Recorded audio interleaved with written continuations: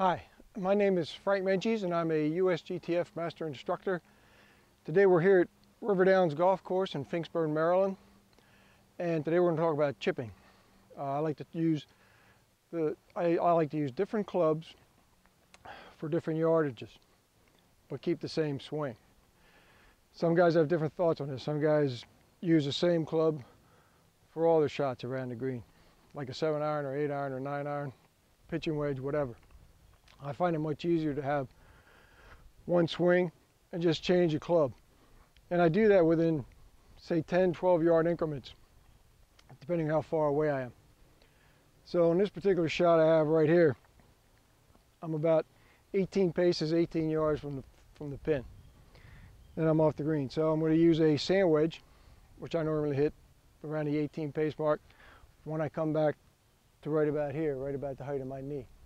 So we'll show you basic setup on a chip shot that I like to use.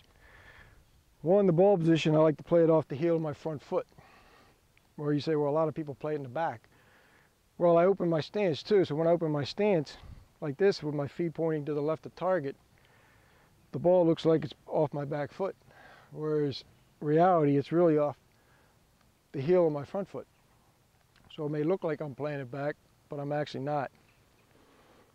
Now, the other key things here on chipping is making sure that your weight is forward, preferably on your front foot. I'd say about 75% of your weight. I like to get my sternum in front of the ball. And my hands are in front, usually like mid-thigh, right around the crease of my pants. And then I take the club back to approximately knee height and keep it low as I come through.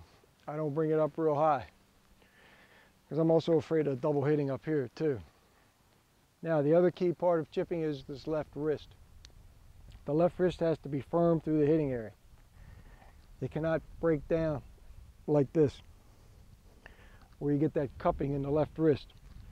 You do that, that'll cause you to scull the ball where the leading edge of the club hits in the center of the ball and scoots it across the green. So that's very important. That left wrist is probably the key to hitting really good crisp chip shots. So again, we'll set up, weight forward, hands in front, club back to here. Now I like to hinge my wrist on the backswing. Some people have trouble with this because when they hinge here, a lot of times they'll hinge coming through and try to scoop the ball, try to lift it. And that's where you run into trouble. So what we want to try and do here is, when we come down, we unhinge, but we keep that left wrist firm. The club head never passes our hands like this. The club head always stays behind my leading hand. So, there's also two ways of chipping. One is this way, where I hinge my wrist, come through and hold the release. The other one is chipping like you putt, which is not a bad way to chip. And that would look like this, where I use a putting stroke and just keep my wrist nice and firm the whole time. There's no hinging back, no hinging coming through. Excellent way to chip. The difference between the two is, one, when you cock your wrist and come down, you actually generate a little bit more club head speed and you get a little more spin on the ball. Whereas with the putting stroke, you don't quite get as much spin, you get a little bit more roll. So I have 4 balls placed up here in 10-yard increments. The first one being 18, the second one 28, 38, and 48 yards. And I'm going to use various clubs. I'm going to use the sand wedge first, the pitching wedge, the 9-iron, and then the 8-iron. So I'll go ahead and set up and hit this first shot. This is the 17th hole at River Downs, and it's a par 5. Green's fairly big, and it's got just a little slope to it.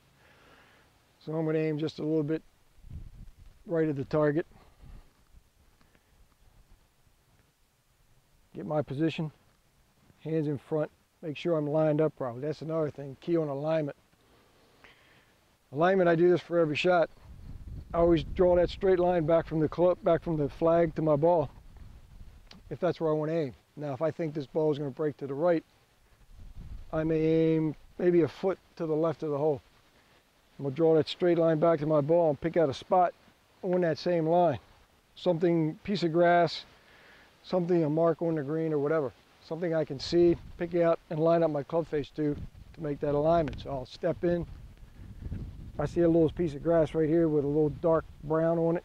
I'll line my club face up to that, and then I'll set my feet, and then I'm ready to go.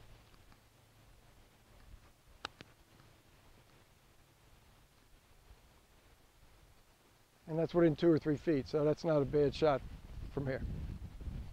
So now we'll do the one that's just a little further. Right around the 28 pace mark. Still going to have a little left to right break on it. So I'm going to get my alignment. Probably aimed just between the ball that's up there and the flagstick. Then I'm going to set my club face and then my feet. Remember, I'm going to take it back just to here. Try not to go with a flagstick up here. I want to keep it low, around knee height, and come through and keep it low again. But I'm going to accelerate through as I hit the shot.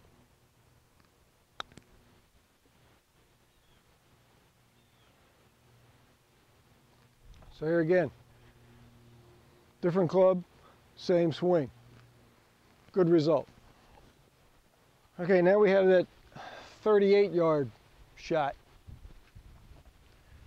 Still no trouble in the front here, so I can pretty much run it up there.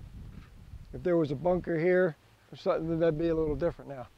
But with this particular shot, I have a clear field right up to the flag, so I can use my 9-iron, get my alignment.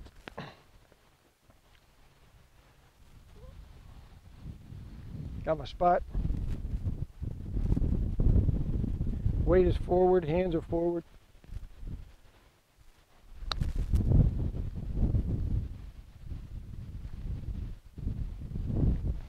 And that's pretty close.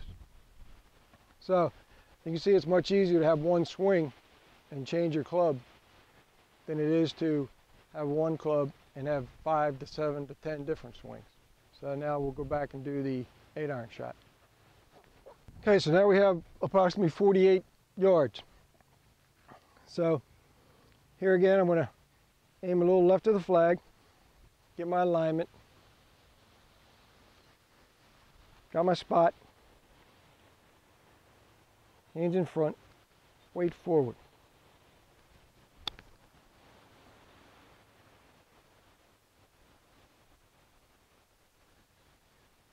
Okay, that one went maybe a foot a little too far than I wanted to on that left side, but still not a bad shot from back here. So now we're going to set up and we'll show you these same shots with a more of a putting stroke. Okay, so here we have a shot that's about 23 yards, 23 paces from the flagstick. Now, for me, that would be a little too far for my sand wedge. I would have to take it past my knee height to get it there. So what I might do in this situation is, because it's in between my pitching wedge and sand wedge, my pitching wedge being about 28, I'm going to use the putting stroke with my pitching wedge. Because for one thing, I don't want to generate some spin here, because I don't want it to check up and come up short. So we're going to use the pitching wedge. The setup pretty much the same, but I'm going to do a little more stiff wrist shot. And you can see I'm trying not to bring that club head up here past my knee.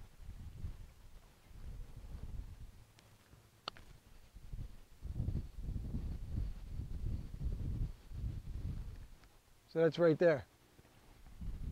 Now, sure, I could do the other shot too, cocking the wrist, and hopefully I can generate some spin.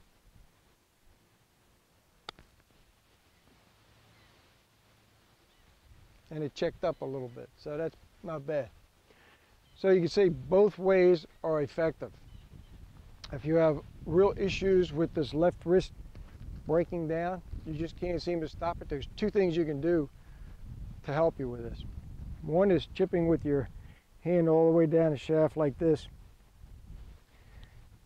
and put the other hand on the shaft. The other part's on the lower part of the grip, and keep it firm against here. You could also take a Velcro strap and put it around here.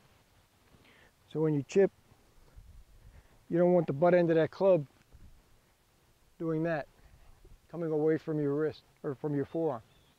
So that's a good way to practice, to learn how to keep this left wrist nice and firm. The other way is you can use two clubs. Hold one club this way, and let me get it one and I'll show you. You can hold one club here and one club like that. And then when you chip, if your left wrist doesn't break down, the club stays away from your body. If your left wrist breaks down like that, this club hits you right in the ribs and lets you know you did that. It's a little harder to do, especially for women who have smaller hands, but it's a good way to practice. I like this way a little better. Keep the butt end of the club close to your forearm and learn to chip without breaking that left wrist. And we'll try one more.